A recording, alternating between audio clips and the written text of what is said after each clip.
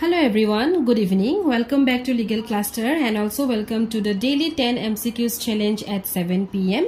Aji hoise Monday, gotike ami Monday aji porhim law of torts naiba law of evidence aro aji ami loiso law of torts. Okay, so ami 10 ta teneka question aji try korim. First question to ami sao.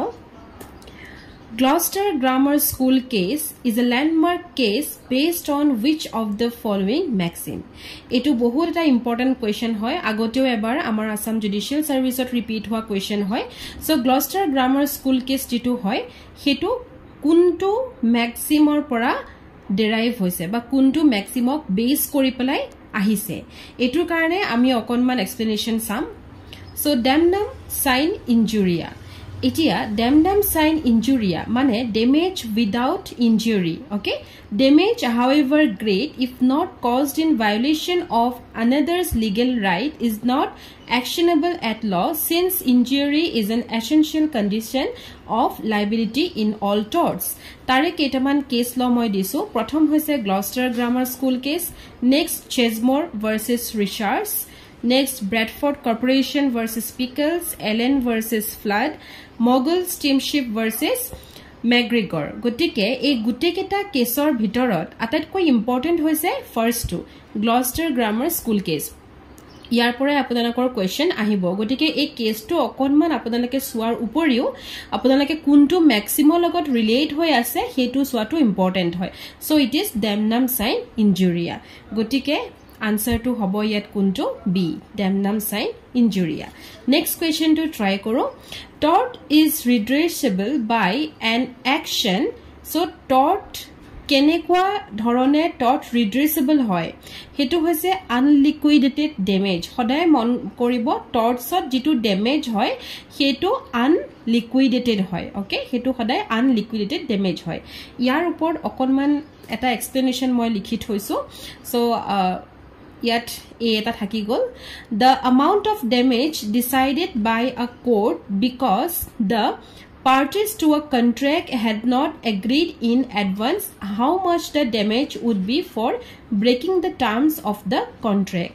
Tar mane yat aponalok koise je unliquidated damage jitu bostu yat term to use hase unliquidated, he tar meaning to yat likha ase.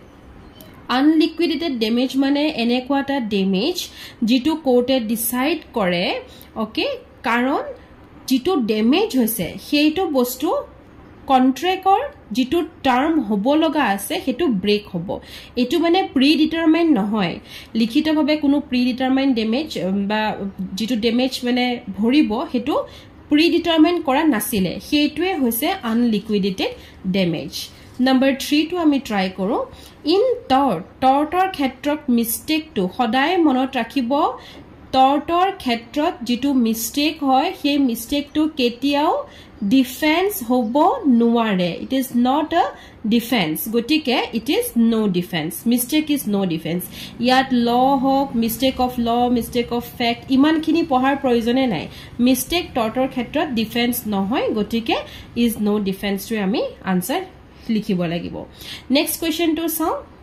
Which of the following is not an essential element of malicious prosecution? Iar karone amak lagibo the essential elements of malicious prosecution khini ami janibo lagibo. He aponalokor agot moi jikhini essential elements hoy hekhini moi loi ahiso. So yate ami paisu essential elements khini. Number 1, prosecution by defendant. Defendant or prosecution defendant or dara prosecute hobo lagibo. Then absence of reasonable and probable cause. Yat jitu reasonable genuine cause hoy tar absence thakibo lagibo. Defendante maliciously act koribo lagibo aro proceedings khini bhongo hobo lagibo. Kar khetrot plaintiffৰ ক্ষেত্ৰত আৰু plaintiffe damage suffer কৰিব লাগিব হে prosecutionৰ কাৰণে. ঠিক আছে, গটিকে ইয়াত এতিয়া আমি চাও prosecution by defendant এটুটো শুদ্ধই হয়. Presence of reasonable and probable cause. So jodi reasonable cause thake teti hole he malicious prosecution kenekoi hobo paribo, right? Gotike etu presence nohoy to absence hobo lagisile. He which is not hudise kuntu essential conditions nohoy hudise. Gotike etu essential condition nohoy. He answer to B hobo. Next question to ami try koro. trespass is actionable per se etia ekhini data moi kotha ko actionable per se etu okol torts boli nohoy etu ami IPC ba BNS to ami a point to pohibole pau etia yar meaning to apnalako khudise the meaning of actionable per se is yar meaning to ki hoy khudise so actionable per se tar mane actionable mane actions khini okay actions khini per se per means proof say means nalage action khini karone kunu proof nalage okay actionable means actions khini per means proof say means nalage so actions which do not require any allegation or proof jot কোনো ধৰণৰ proof নালাগে তাকে আমি actionable per se বুলি আমি কব পাৰো হেতু ইয়াত খুদিছে আৰু এই বস্তুটো মই ভাঙি পিটি বুজাই দিছো আপোনালোকে ভালকৈ লিখি লব নেক্সট পইণ্ট টু চাও the doctrine of common employment originates so jitu common employment hoy amar ineo maximum torts or bostu bilak english common law pora originate hoise gotike common employment to amar english common law pora originate hoise next question the following are actionable torts as well as criminal offenses ইয়াত কেটামান আমাক অফেন্সৰ কথা কৈছে আৰু খুদিছে যে কোন কিটা criminal অফেন্সও হয় আৰু ইভেন টৰ্টসও হয় সো আমি যদি চাও এজল্ট আমি টৰ্টত পহিবলে পাইছৱে হয়নে নহয় আৰু ক্রিমিনাল অফেন্স বুলি কলে আমি এটো পাইছো IPC 351 yes IPC 351 ত আমি পাই গৈছো এজল্ট আৰু BNS ত আমি 130 ত পাই গৈছো এজল্ট ঠিক আছে then jodi ami battery sao battery ami torchot puar uporiu ami IPC battery ami various mane weight pai goisu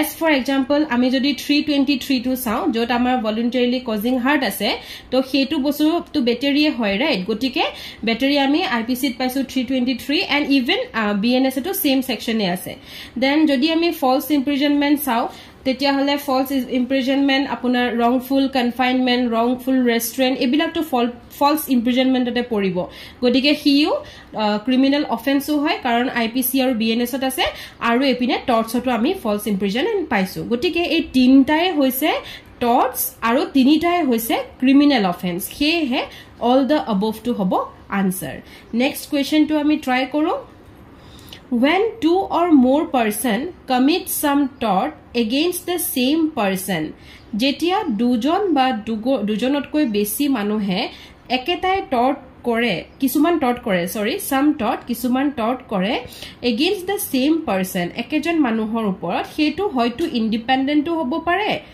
aru nohoytu teuluke joint hoi pelayo kam to koribo pare tar mane dhorok ejon manu okay তেও পট এই জনেও টৰ্ট কৰিব বিচাৰিছে আৰু even তেও পট এই জনেও টৰ্ট কৰিব বিচাৰিছে এতিয়া এই দুজনে হয়তো মিলি পেলাই একেলগে টৰ্ট কৰিব পাৰে আৰু নহয়তো এও এক্সট্ৰাকে কৰিব পাৰে এও এক্সট্ৰাকে কৰিব পাৰে কাৰণ পাৰসন টু সেম হয় ওকে পাৰসন টু সেম হয় তেনে ক্ষেত্ৰত এটো হয়তো এও লোকে ইন্ডিভিজুয়ালি কৰিছে আৰু নহয়তো তেনেকে জয়েন্টলি কৰিছে গটিকে ইদাৰ independent টৰ্ট ফিজাৰ or joint tort feasor next question to try koro the maxim salus populi okay salus populi suprema lex so lex means law suprema means supreme salus means welfare and populi means people so the answer is welfare of the people is the supreme law okay etu hobo answer Hechor question to try koro which of the following is a leading case relating to employer's liability employer liability khetrot leading case kuntu hudise Elot versus will case etue hoise leading case to আজি টৰ্চৰ এখিনি আমি practice কৰিলো next আমাৰ ডেটত থাকিব যেহেতু Tuesday হ'ব next কাইলৈ গতিকে কাইলৈ আমি সিভিল প্ৰসিডিউৰ 10টা কোৱেশ্চন এনেকৈ ট্ৰাই কৰিম আপোনালোকে যেতিয়া মোৰ এই ভিডিও চাই পেলাই প্ৰেক্টিস কৰে সেই সময়ত এবাৰ আপোনালোকে গুটেখিনি ভালকৈ বুজি নেক্সট টাইম আপোনালোকে বা পিছ দিনাখন আপোনালোকে হেতু বস্তু ভিডিওটো পজ কৰি ৰখাই আপোনালোকে নিজে ট্ৰাই কৰিব উইদাউট the explanation আপোনাকে explanation to nasabo aru sidhai try koribo try kori janabo আপোনালোকে কিমান স্কোৰ কৰিব পাৰিছে thank you for watching